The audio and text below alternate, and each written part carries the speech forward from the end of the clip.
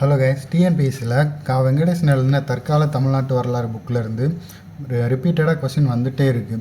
Prelims mains இந்த ரெண்டுத்துக்குமே question இதில் கேட்டுகிட்டே இருக்காங்க. ஸோ இந்த புக்கில் இருக்கிற ஒவ்வொரு டாப்பிக்கும் நம்ம ஒவ்வொரு வீடியோவாக கண்டினியூஸாக பார்க்கலாம். இன்றைக்கி சமய சீர்திருத்த இயக்கம், தமிழ்நாட்டில் செயல்பட்ட சமய சீர்திருத்த இயக்கங்கள் பற்றி பார்க்கலாம். தமிழ்நாட்டில் ப்ராமினெண்ட்டாக ரெண்டு சமய சீர்திருத்த இயக்கங்கள் தான் பேசு பொருளாக இருக்கும், பெரிய அளவில் செயல்பாட்டில் இருக்கும். இந்திய அளவில் இந்து சமயம், முஸ்லீம் சமயம், அப்புறம் சீக், பார்சி போன்ற பல்வேறு சமய சீர்திருத்த இயக்கங்கள் செயல்பாட்டில் இருந்தாலும் தமிழ்நாட்டில் பிரம்ம சமாஜமும் பிரம்மஞான சபையும் தான் பெரிய அளவில் செயல்பாட்டில் இருந்திருக்கும். இது தவிர ஒரு சில இந்து முன்னேற்ற மேம்பாட்டு சங்கங்கள் பற்றி இந்த இதில் கொடுத்துருக்காங்க. அதையும் பார்க்கலாம் வாங்க. ஃபஸ்ட்டு இந்து முன்னேற்ற மேம்பாட்டு சங்கம் 19th செஞ்சுரியில் ஸ்டார்டிங்கில் கர்நாடிக் குரோனிக்கல் அப்புறம் நேட்டிவ் இன்டர்பிரட்டர் இந்த 2 பத்திரிகைகளும் மட்டும்தான் சமுதாய சமநிலையை பற்றி அவங்களோட பத்திரிகைகளில் கட்டுரைகளை எழுதியிருக்காங்க. ஸோ அவங்க சர்ச்சைக்குள்ளான பிரச்சனைகள் எதையுமே பேசுகிறத தவிர்த்திருக்காங்க. ஸோ அதனோட ஃபஸ்ட்டு முயற்சியாக பார்த்திங்கன்னா கஜலு லட்சுமி நரசி செட்டி அப்படிங்கிறவங்க இந்த நேட்டிவ் இன்டர்பிரட்டருங்கிற பத்திரிகையை 1844 விலைக்கு வாங்கியிருப்பாங்க. விலைக்கு வாங்கி அதோட பேரை கிரெசன்ட் அப்படின்னு மாற்றி அதில் இந்து மதம் சார்பாக அந்த சமயத்தோட அருமை பெருமைகளை எழுதியிருப்பார். ஸோ இதுதான் இந்து சமயத்தை பற்றி அந்த கட்டுரையில் வெளிவந்த முதல் ஆர்டிக்கிள் அப்படின்னு சொல்லலாம். நெக்ஸ்ட்டு இந்து முன்னேற்ற மேம்பாட்டு சங்கம் இந்த கஜலு லட்சுமி நரசி செட்டி தான் 1852 மெட்ராஸ் நேட்டிவ் அசோசியேஷன் அப்படிங்கிற அமைப்பை தொடங்கியிருப்பாங்க. ஸோ அது ஒரு இம்பார்ட்டண்டான பாயிண்ட்டு. நெக்ஸ்ட்டு இந்து முன்னேற்ற மேம்பாட்டு சங்கம் அப்படிங்கிற அமைப்பை சீனிவாச பிள்ளை அப்படிங்கிறவர் தொடங்கியிருப்பார். ஸோ இதோட முக்கியமான அப்ஜெக்டிவ்ஸ் என்னென்னா பெண்கல்வி, விதவை மறுமணம், ஒடுக்கப்பட்ட மக்களின் வாழ்க்கை மேம்பாடு. ஸோ இதெல்லாம் இதோட முக்கியமான குறிக்கோள்களாக இருக்கும். நெக்ஸ்ட் 1853 உதயசூரியன் அப்படிங்கிற பத்திரிகையை வெங்கட்ராயலு அப்படிங்கிறவர் தொடங்கி ஸோ இது மூலயமா அவர் பல்வேறு சமய சீர்திருத்த இயக்கங்கள் சீர்திருத்தங்கள் பண்ணிகிட்டு இருந்திருப்பார்.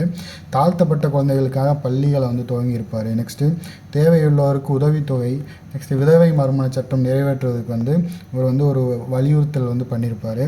இந்து படிப்பகங்களை ஆரம்பிக்கிறது. நெக்ஸ்ட்டு சென்னையில் ஒரு இந்து விவாத சங்கத்தை இவர் தொடங்கியிருப்பார். இது முக்கியமான பாயிண்ட்டு, நோட் பண்ணி வச்சுக்கோங்க. யார் அப்படின்னா வெங்கடராயலு அப்படிங்கிறவர். ஸோ இந்த மாதிரியான செயல்பாடுகள் காரணமாக இவர் பின்னாடி வெங்கடராயலு சமுதாய சுயமரியாதை இயக்க தலைவர்களுக்கு ஒரு பயணியராக இருந்திருப்பார், ஒரு முன்னோடியாக இருந்திருப்பார். நெக்ஸ்ட்டு பிரம்ம சமாஜம். இந்த பிரம்ம சமாஜம் 1828 தொடங்கியிருப்பார். யார் அப்படின்னா ராஜாராம் மோகன் ராய். பட் தமிழ்நாட்டில் 1860s தான் அது பெரிய அளவில் செயல்பாட்டுக்கு வருது. தமிழ்நாட்டில் இதை பெரிய அளவில் கொண்டு போய் சேர்த்து யாருன்னா இந்த ஸ்ரீ வரதராஜலு நாயுடு அப்படிங்கிறவர். இவர் பிரம்ம சமாஜத்தோட உயரிய குறிக்கோள்களாலும் சீர்திருத்த செயல் திட்டங்களாலும் பெரிதும் கவரப்பட்ட கடலூரை சேர்ந்த ஸ்ரீ வரதராஜலு நாயுடு அவர் சொத்தை விற்றுவிட்டு வங்காளம் சென்று ஓராண்டு காலம் தங்கி பிரம்ம சமாஜம் செயல்படுவதில் நேரில் கண்டறிந்தார். ஸோ அதில் கலந்துக்கிட்டு அதோட செயல்பாடுகளை பற்றி நேரில் தெரிஞ்சுக்கிட்டு இங்கே தமிழ்நாட்டில் அதை பெரிய அளவில் பரப்புரை செஞ்சிருப்பார்.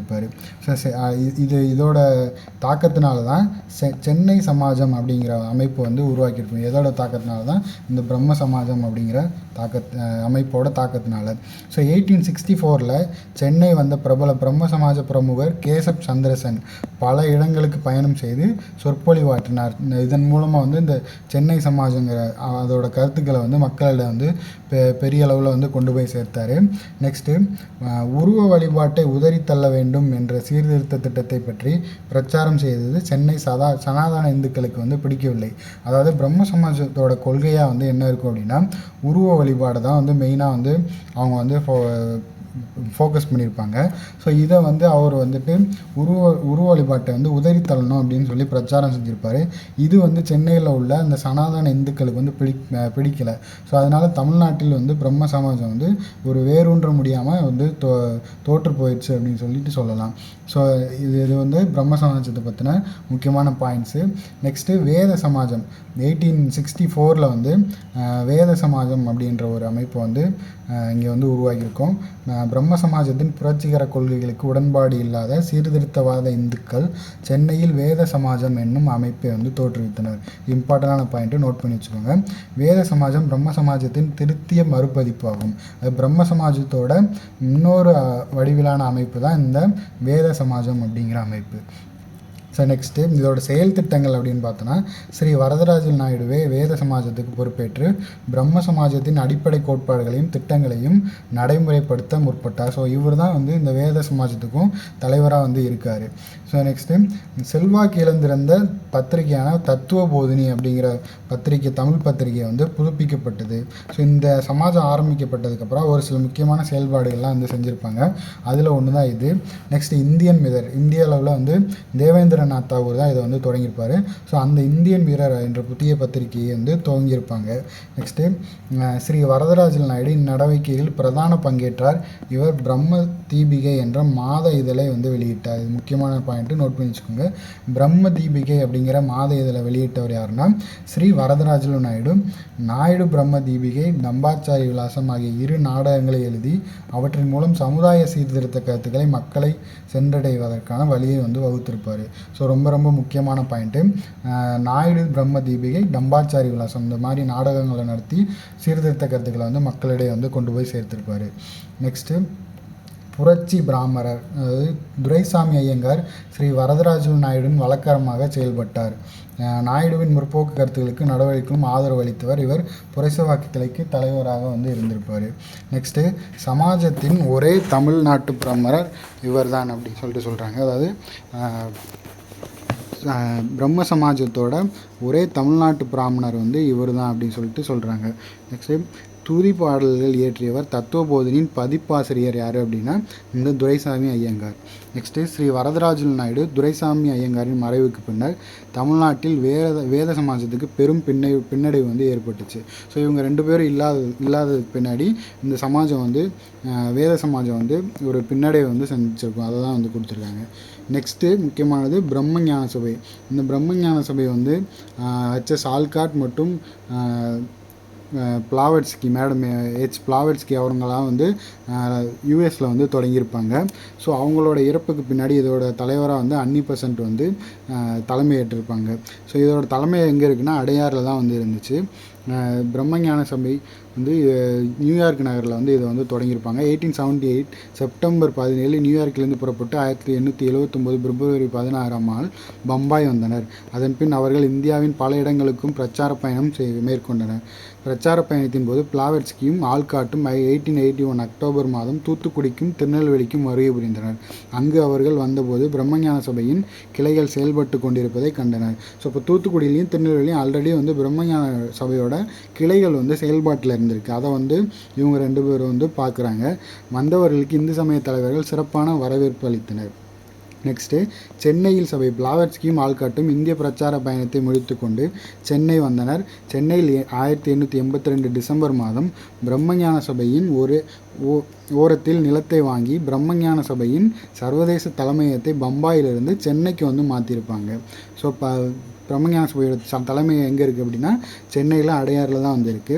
நெக்ஸ்ட் சபையின் வளர்ச்சி. அடையாளி பிரம்மஞான சபை தலைமை பீடத்தை அமைத்த பின் பிளாவட்ஸ்கி அம்மையாரும் ஆல்காட்டும் சபை உறுப்பினர்கள் எண்ணிக்கையை அதிகரித்து அதன் நடவடிக்கைகளை விரிவுபடுத்தும் முயற்சியில் வந்து தீவிரமாக ஈடுபட்டிருப்பாங்க. பிளாவட்ஸ்கி வந்து துவங்கியிருந்த தியோசபிஸ்ட் அப்படின்ற பத்திரிகை வந்து பிரபலமாயிற்று. ஸோ இப்போ தியோசபிஸ்ட் அப்படிங்கிற பத்திரிகை வந்து பிளாவட்ஸ்கி அம்மையாரால் வந்து தொடங்கப்பட்டிருக்கும். ஸோ இது வந்து ஒரு முக்கியமான பாயிண்ட்டு, நோட் பண்ணி வச்சுக்கோங்க. நெக்ஸ்ட்டு சபையின் செயல்பாடு. பிரம்மஞான சபையின் துவக்ககால நோக்கங்கள் வந்து என்னென்னா உலக சகோதரத்துவத்தின் மையமாக செயல்படல், உலக சமயங்கள், தத்துவங்கள், அறிவியல் ஆகியவற்றை ஒப்பிட்டு ஆராய்வது. ஸோ இது போன்ற சமய சீர்திருத்த இயக்கங்களில் சீர்திருத்த கருத்துக்களை வந்து மக்களிடையே வந்து பரப்புறது. நெக்ஸ்ட் இங்கே ஒரு இம்பார்ட்டண்டான பாயிண்ட், ஆல்காட் இறந்த பின் அன்னி வந்து இந்த பிரம்மஞான சபையோட வந்து தலைவராக வந்து தேர்ந்தெடுக்கப்பட்டிருப்பார். நெக்ஸ்ட்டு பிரம்மஞான சபை இந்து இளைஞர்களிடையே சமஸ்கிருத அறிவை பரப்புவதில் ஆர்வம் காட்டியது. ஸோ இது வந்து சமஸ்கிருத அறிவை வந்து இளைஞர்கள்கிட்ட பரப்புவதில் வந்து ஆர்வம் காட்டியிருக்கு. பண்டைய இந்துக்களின் சாதனைகள் வந்து பட்டியலிடப்பட்டன. கணபதிராவின் தலைமையில் ஒரு குழு அமைக்கப்பட்டு அதன் பரிந்துரையின் பேரில் திருவல்லிக்கேணி, மயிலாப்பூர், கருப்பர் நகர், சென்னை நகர் ஆகிய இடங்களில் சமஸ்கிருத பள்ளிகள் வந்து துவங்கியிருக்காங்க. ஸோ சென்னையில் வந்து சமஸ்கிருத பள்ளிகள் வந்து துவங்கிய அமைப்பு எது அப்படின்னா பிரம்மஞான சபை அப்படிங்கிற அமைப்பு தான். நெக்ஸ்ட்டு பெல்லாரி, நெல்லூர், விஜயநகரம், குண்டூர், மதுரை, திருச்சி போன்ற இடங்கள்லாம் பிரம்மஞான பள்ளிகள் வந்து தொடங்கியிருப்பாங்க. யாருன்னா அந்த பிரம்மஞான சபை. நெக்ஸ்ட்டு பிரம்மஞான சபை இந்து கலாச்சாரத்தையும் சமுதாய சீர்திருத்தத்தின் அவசியத்தையும் அனைத்து துறைகளின் முன்னேற்றத்தையும் வலியுறுத்தியதன் விளைவாக இந்திய தேசியம் துளிர்விட்டு வளர வழிவகுத்தியது. ஸோ இந்திய தேசியம் வந்து உருவாகிறதுக்கு இந்த பிரம்மஞான சபையும் வந்து ஒரு முக்கியமான ஒரு பங்கு வந்து வகிச்சிருக்கு. ஸோ இந்த பிரம்மஞான சபை வந்து இந்து மதத்தோட சமய சீர்திருத்த கருத்துக்கள் மட்டுமல்லாமல் இந்திய தேசியம் அப்படிங்கிற ஒரு கருத்து வந்து வளருவதற்கும் வந்து ஒரு முக்கிய காரணமாக வந்து இருந்திருக்கு. ஸோ இப்போ இதில் என்னென்ன இம்பார்ட்டன்ட் பாயிண்ட் பார்த்தோம் அப்படின்னா சமஸ்கிருத பள்ளிகள் வந்து யார் அப்படின்னா பிரம்மஞான சபை வந்து சென்னையில் வந்து தொடங்கியிருப்பாங்க. நெக்ஸ்ட்டு பிரம்மஞான பள்ளிகள் வந்து இவங்க தொடங்கியிருப்பாங்க. நெக்ஸ்ட்டு வந்து பார்த்திங்கன்னா தியாசபிஸ்ட் அப்படிங்கிற பத்திரிகை யாரோடது அப்படின்னா மேடம் பிளாவட்ஸ்கி அவங்களோடது. நெக்ஸ்ட்டு என்ன பார்த்தோம், இதோட தலைநகர் வந்து நியூயார்க்லேருந்து இந்தியாவோட சென்னைக்கு வந்து மாற்றிருப்பாங்க. எங்கன்னா அடையாருக்கு. நெக்ஸ்ட்டு வந்து வேத சமாஜம் அப்படிங்கிற அமைப்பு வந்து பார்த்தோம். ஸோ இது வந்து இதோட தலைவராகவும் ஸ்ரீ வரதராஜல் நாயுடு தான் வந்து இருந்திருப்பார்.